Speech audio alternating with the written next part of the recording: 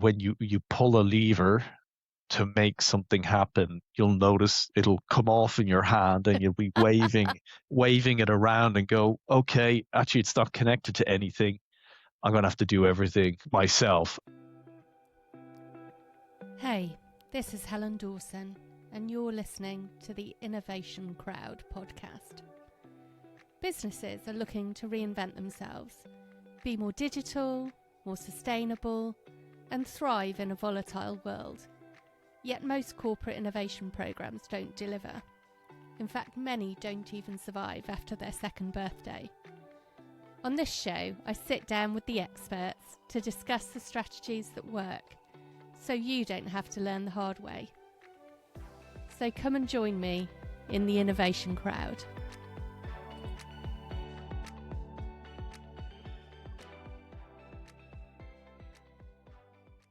Back, I'm delighted to have Graham Young with me today. So Graham leads enterprise management systems at Harbour Energy. Graham, why don't you introduce yourself? Tell us a little bit about your route to your current role. Very good. Helen, and first of all, thanks for taking the time to connect with me, and I'm appreciative that I can communicate with your audience, and very excited to impart just some of the wisdom I've acquired over the years on this. So I've been in the energy industry over, I'd say, 25 years or so.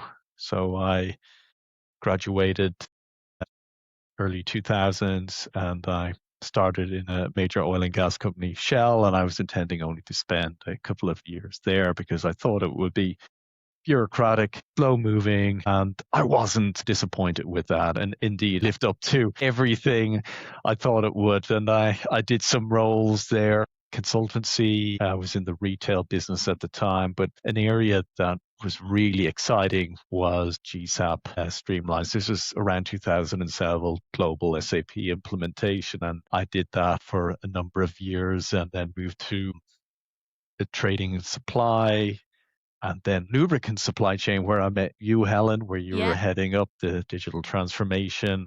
I was doing logistics operations there. And then another few roles, particularly I did a aviation operations role. This is a global role covering shared services in Manila and Krakow. And then finally, I did a commercial role in the chemical sector for leading the decarbonisation of some key accounts like Unilever, Henkel, Ineos, and others. Then I decided to take a pivot in my career. I wanted a company that was just simpler in terms of its strategy, less of a multi-play, single-play, real focus, smaller, more agile. And I joined a smaller, more independent oil and gas company called Harbour Energy. And that was about 15 months ago in a team called EMS. And that is a bespoke capability enterprise management system. So think of ERP. It's really the backbone of organizations. And this is really managing that operations and strategy for Harbour, and in an environment that's really driven towards mergers, acquisitions, and divestment. So it's really a lot of acquisition and divestment activity, which requires just a lot of interconnected projects in finance, supply chain, HR, and work management, maintenance, and leading up a small team, smaller than in Shell, but an incredibly dynamic, fast-moving environment, and ultimately, trying to deliver energy in a sustainable, reliable manner for consumers out there. So been through quite a lot of different roles through those 25 years. And I think their GSAP project in Shell, I mean, I was only involved as a consultant. That was my pre Shell employee days. But that was, I think, at the time, the biggest global implementation of SAP ever. Perhaps it still is. So if you think back to that kind of technology, that early 2000s GSAP technology, what sort of changed in the way that you see that technology playing out between, the last 25 years from then to now?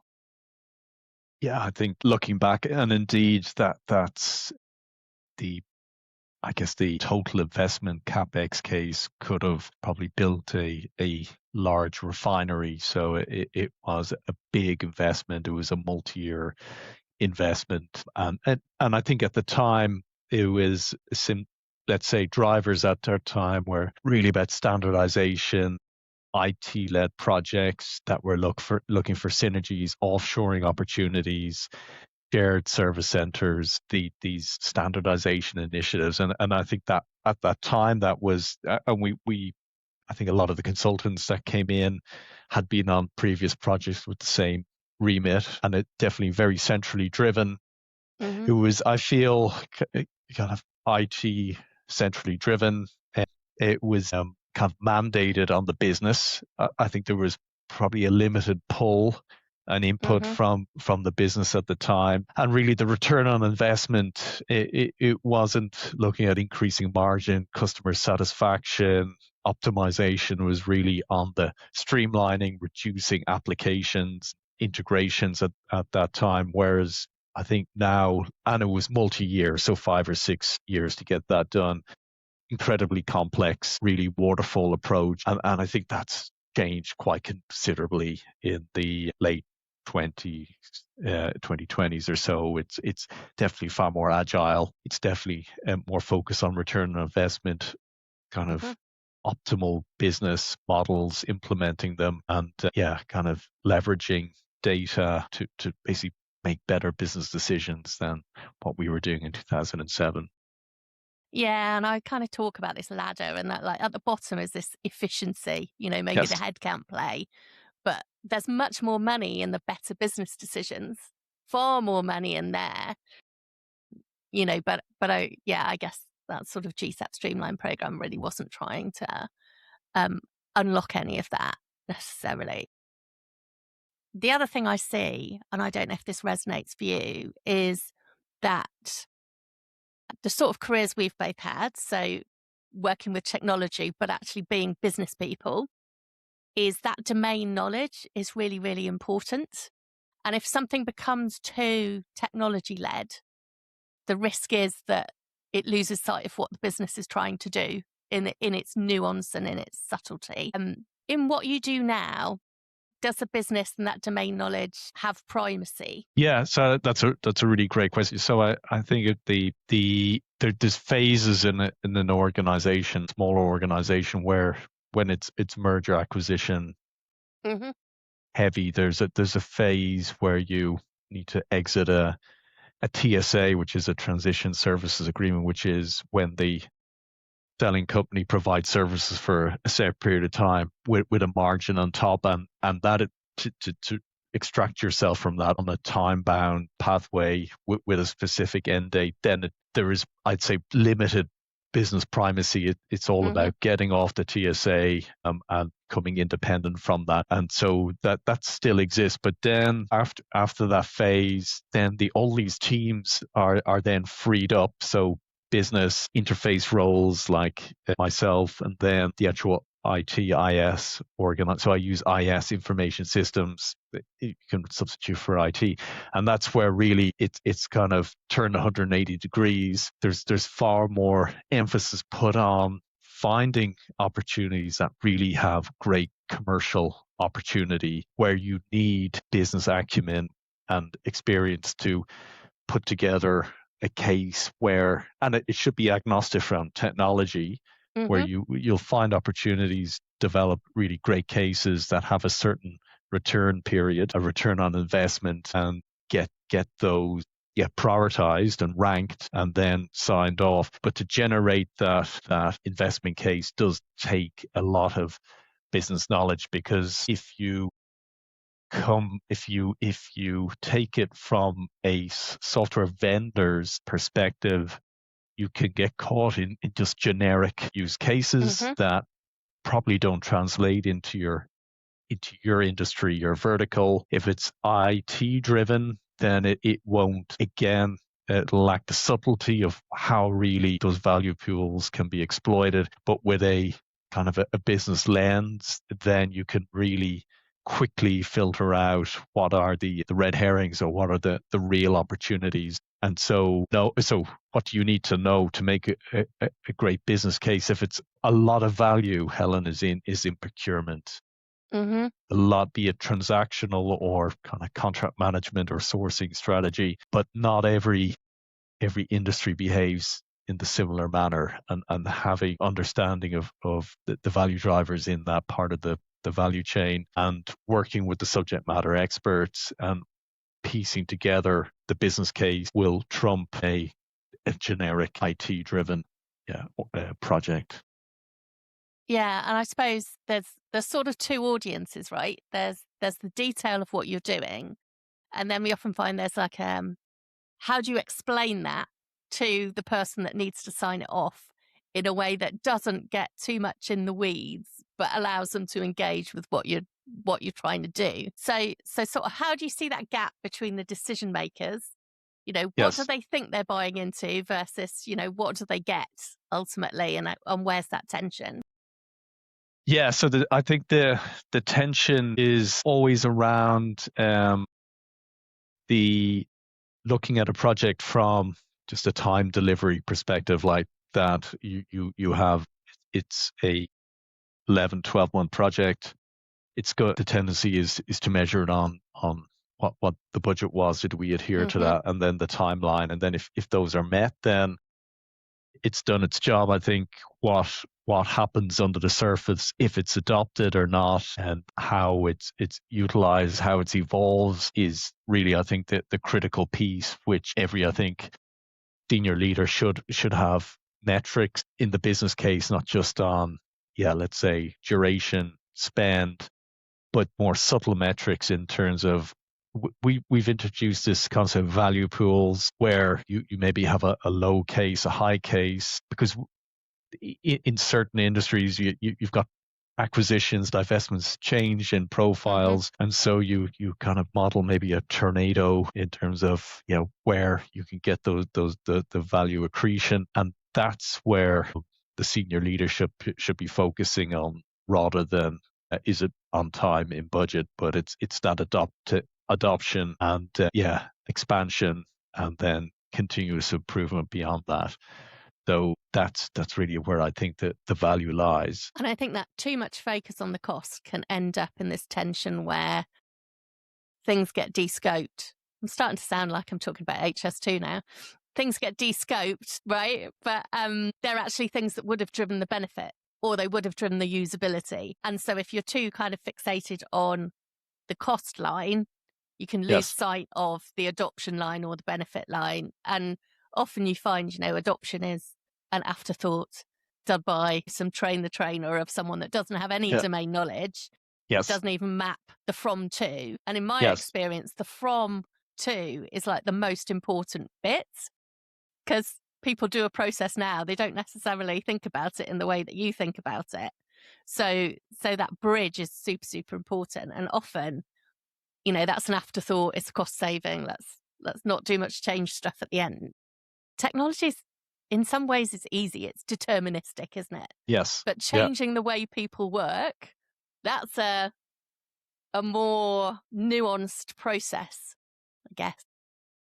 But I think there's huge value in exploring that further. I mean, touching on your first point in terms of, I'd say, optimizing project plans, and it's probably the softer stuff that gets cut first. And there is a lot of friction, I think, to move away from traditional knowledge transfer approaches and adoption approaches to what I'm using recently and trying to adopt in kind of this domain is a thing called the tool chain. And essentially it's like pieces, applications that support a transformation, each part of the life cycle. And so you look at it on two axes, the life cycle, but also the domains of expertise you touch as well. And a really simple example, I think that's going to be quite big and transformational is digital adoption platforms. So the other thing about all of this is to be really curious and you're Mm-hmm. really looking at peers, looking at other industry verticals, and we're with digital adoption platforms, it's moving away from kind of a pull of end users accessing QRGs, Mm-hmm. simulations to actually, as they do their role, their work, something intervenes and tells them they're off track and asks them if they need help and guides them through processes and monitors how they're performing. And this is where something, we'll be experimenting with in the near future. And there's other industries that we're working with that have moved a lot. But what you could do with a program, you could actually say, well, this is a nice to have. I don't want any digital adoption platforms. I'm just going to focus on the traditional tasks of a system integrator and what I do with my internal organization, and then it's an afterthought how it'll stick. But I don't want the friction of trying this new thing and also paying for additional licenses, additional expertise on something that's quite new and unknown. So yeah, that could cause change scope, eliminate this stuff. But I think in the long term, this is definitely going to kind of definitely transform how we do change projects in the future. I've heard the same thing in the water industry in that context around asset management. Because if you think about it, there's, a few people are looking at analytics, but lots of people are doing work orders, for example. Yes. Yep. And sucking them all out of their day job to go and sit in a training room for a day and then hope that they remember it when they then come to use some of these things is, realistic, is it? And so I think for me, traditional change management is a little bit dead because it sort of assumes you're only doing one program. Yes. That's the only initiative happening. It's the only thing for people to worry about. They properly care about the system. And I'm like, they don't. They just care about doing their job. And the system might be a small part of how they see that. And there might be multiple changes going on. So actually, what they need to know is when I sit down to do this task, what do I need to know? So I think those things are super, super interesting because they're like coaching in the moment, just like traditionally when organizations had a lot more people, you would turn round to your friend sitting next to you and go, how do I do that? So I think there's a real, and that's actually how people learn. So I think that is a model that I'd like to see more of. So yeah, keep us posted. I definitely, and I think that the friction not only happens on a micro level, but on a macro level, it's a threat to, I think, traditional change management roles, external providers, because this will disrupt how it's done, and they may need customers may need less hours billed. It may be lighter, but I think those who adapt really quickly and show thought leadership and come up with proposals and show expertise in this will be the ones that I think can definitely benefit from this area. There's a lot of mileage if you're a SaaS provider or a systems integrator in having lots of usage of the tool. And a lot of the time when we do workshops and identify opportunities for companies, we categorize them like crawl, walk, run. And crawl is things you can do today with the systems that you already own. And it's amazing how much value people can get out of, the licenses and the things that they've already bought, but haven't fully adopted or haven't fully implemented. So all of that is good if you're a SaaS vendor because you're creating stickiness. In 5 years' time, someone's not going to go, well, that system was rubbish. Let's go to somebody else. So yeah, I think there is a lot of merit, but it's obviously playing the long game, right? Which it depends where you are. You talked about M&A.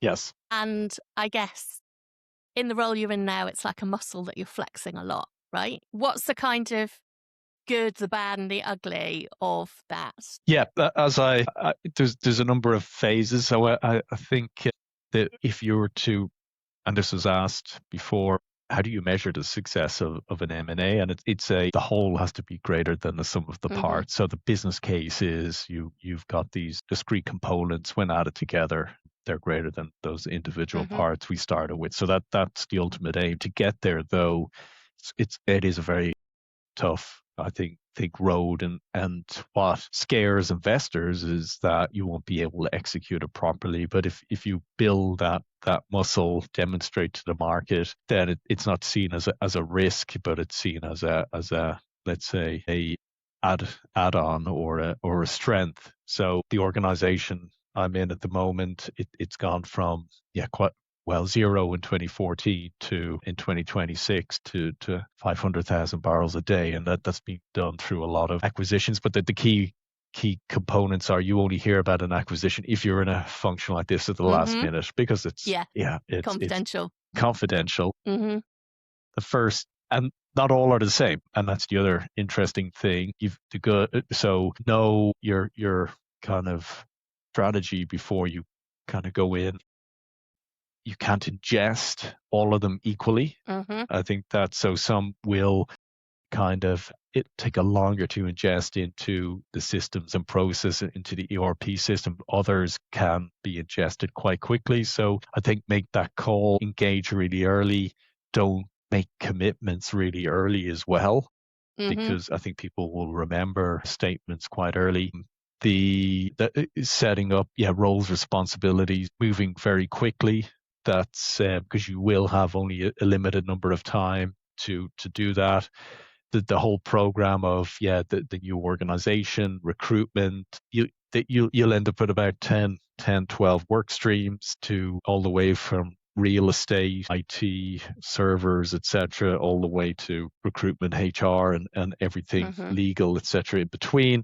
Get off the TSA, and then that's, I guess, the easy part, but the hardest part. Then it's culture, and then it's where can you add the most value. What you'll find in some organizations, you'll just have a lot of heritage from previous. So some you'll find it's consolidation of other integrations, other acquisitions, and different cultures, different ways of doing things, skepticism.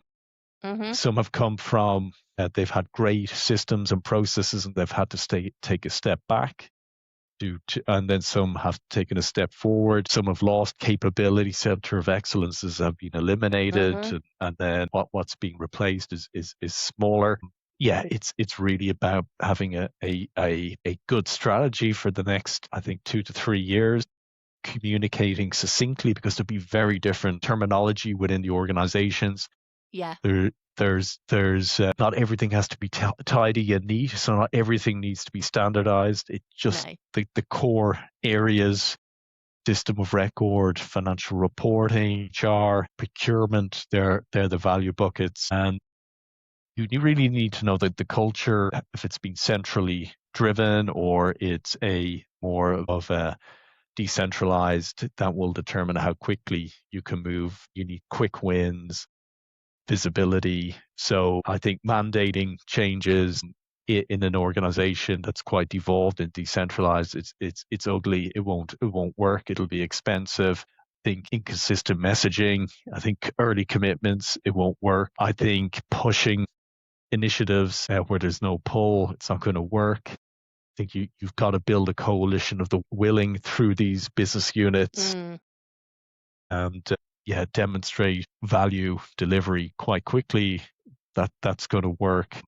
And so there are some of the things, but it becomes a muscle after a while. And then you become more ambitious. You can do things at a quicker pace, at a bigger scale, as you develop that muscle. So there's kind of a mix of what to do and what to do, but the culture bit really does kick in after 18 months. Yeah, because you need trust to get things done. Exactly. Don't you? And that's best if it's earned. Yes. I guess, always. Yeah. The other thing I need to ask you about it, because you can't have an innovation podcast without asking about AI these days. So I always say it's an ingredient, not a meal. But to what extent is AI really becoming relevant in your technology world today? Yeah, and I think in my world, it's probably a follower. It is a follower, and that's quite a conscious decision. not to lead in that space. But yeah, I think we're definitely not going to build own. It's probably off the shelf first and use. But what we're trying to do now is a value-based approach, again, agnostic of technology, because we feel like some of the products we have are basically wrappers for LLMs underneath, and we've learned to have a half-life of 6 months or so, and so yeah, they continue to get switched in and out, so that the architecture isn't really our concern.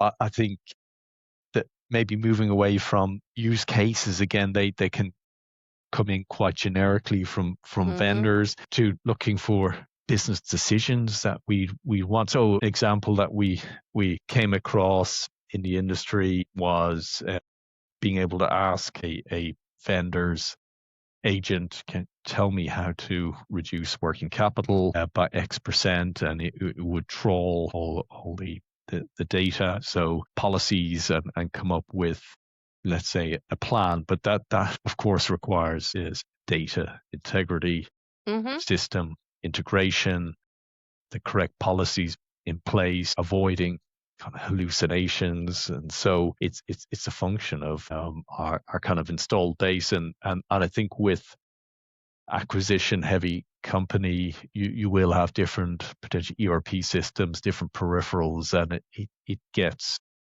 quite complicated. It's not as straightforward as it seems. But the other thing, what I'm learning is it's all about context. So AI is one component in I guess the workflow, and the best use we're seeing is it shouldn't be just a generic screen where you're totally open to give the prompt. It has just no, I guess, context, that the person is directed in a workflow to a situation where they are given the context in which to ask the AI to help them, rather than having Copilot just open and having just a random question. So that's what we're learning, is it needs to be in a workflow. It needs to be forming part of a decision. And that's really where we can, I think, add value. But we're really kind of at the start of this. And I think the other part we're struggling with is just governance, in terms of there's the security element to it, data privacy, and making sure that all of these are addressed before we actually enable a AI tool. That's definitely something that requires a lot of work and coordination and facilitation. Yeah. And I think for me, the great thing is you can experiment really easily, right? Yes. That's the great thing. But you still have to do this systems thinking of, where's the data coming from? And should it be an LLM? Actually, wouldn't it be better to have an algorithm, something that's really repeatable? Because a lot of the time, when you unpick these use cases, they're actually automation. Yes. And then they have a very thin bit of say, an LLM making some choices about, I don't know, what a procurement response is or something. So it's a lot of automation, deterministic models stitched together with maybe a bit of an LLM. So unless you do that systems thinking, it's a black box and you don't ever figure that out. And then once you know there's some value there, you can then say, well, this is how we're going to govern it, because this is the data we actually need, and this is where it comes from, and this is who can change it, and this is, we don't ever want to have our customer data going to X. Yes. But it's a kind of multi-step. It's an iterative thing. So I'm all for finding a bit of value and doing a bit of playing, but it quite quickly, unless it just sits on your machine, it very quickly becomes software that you're building, and then you need to have a software view of security and everything else. But the systems thinking is really, I think that's exactly those. I think those skills. So just as an example, one project, though, done the traditional blueprinting. We have our target process, 142 processes, more in the HR area, and we've uncovered 244 automations and AI opportunities, but they're stitched together exactly as you said. So some of them are just system integrations, automations, and some of them then generate or can be amplified with an AI component. So that's precise systems thinking on a large scale is definitely helpful. Yeah, I think it's going to become one of the skills. And the other skill that goes alongside it is, what does good look like? Which is not a trivial question a lot of the time when you're trying to say, well, what output did we want? What would the person do? And actually trying to define that is going to become a big power skill, I reckon, over the next couple of years. So yeah, it's all fun and interesting though, isn't it? You know, it's things that were always parked and thought that's too hard to do because it'll take too long to calculate that. So you can't, you just have a rule of thumb. You can't make a better decision. Now that's all opening up again, which I think is quite cool. So I'm going to ask you the question that I ask everybody, Graham, which is, what's one lesson that you learnt the hard way in your career that you wish someone had just like tapped you on the shoulder and told you earlier?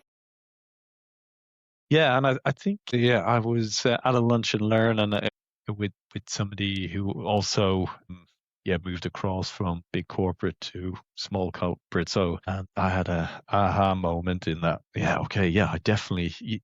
They put it more succinctly, but I came across this, and this is the one where if you move from a big corporate to a small corporate, and you have an issue or something that needs to be done, you're in role you're quite new. Definitely when you pull a lever to make something happen, you'll notice it'll come off in your hand and you'll be waving it around and go, okay, actually it's not connected to anything.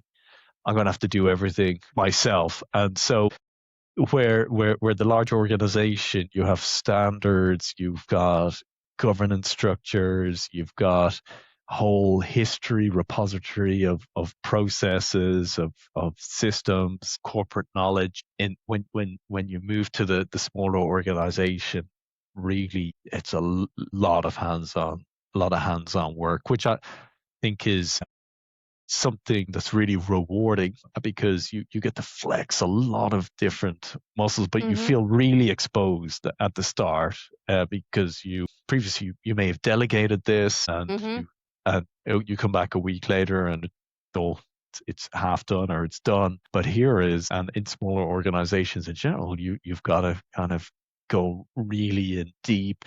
But I think that just gives you subject matter expertise, gives you credibility, you build relationships, you get to really steer some crucial decisions that when you're pulling a lever that's connected to the things you don't see under the dashboard it's connected to. If somebody tapped me on the shoulder at the start of this kind of career switch and said, you're go in, do your 90-day plan, but just there's going to be just managing people isn't enough. Whereas in a large organization, coaching, career development, recruitment, reporting, all great stuff. But here and in small organizations, and I'm sure you kind of resonates with you in your organization, it's a lot of kind of multi-skilled. You're the Swiss Army knife, and you've got to do a lot of it yourself. So it's a big learning, and I've adapted. That's definitely something I've learned over my tenure here. The flip side of that, right, is that you're actually just getting to make decisions without continuously having to find your way through some layers of people, right? So, the downside is sometimes you're like, where's the grown-up to do this? But actually, you're like, I'm the grown-up, I can make this decision, and actually I know more about it than anybody else, therefore just crack on. And I think that's the rewarding side of it as well. It's not just you really get to know stuff and do stuff, but you're like steering the ship, like properly steering it, not persuading 5 other people to nudge a lever a little bit to steer it. That's precisely it. That's precise. You really do get to impact the P&L. You can see it if that's your thing, but you get to, if it's not your thing, you get to impact people's roles in a positive manner as well. You get to impact suppliers, customers, really at the front line, which is, depending what motivates you, one of those things. Then it's, or you get to build a lot of skills, a lot of capability. Yeah, brilliant. Thank you so much, Graham. I've loved chatting to you, and it's nice to catch up. So thank you very much. Thank you. It was a pleasure today, and I hope to catch you soon. So thank you very much.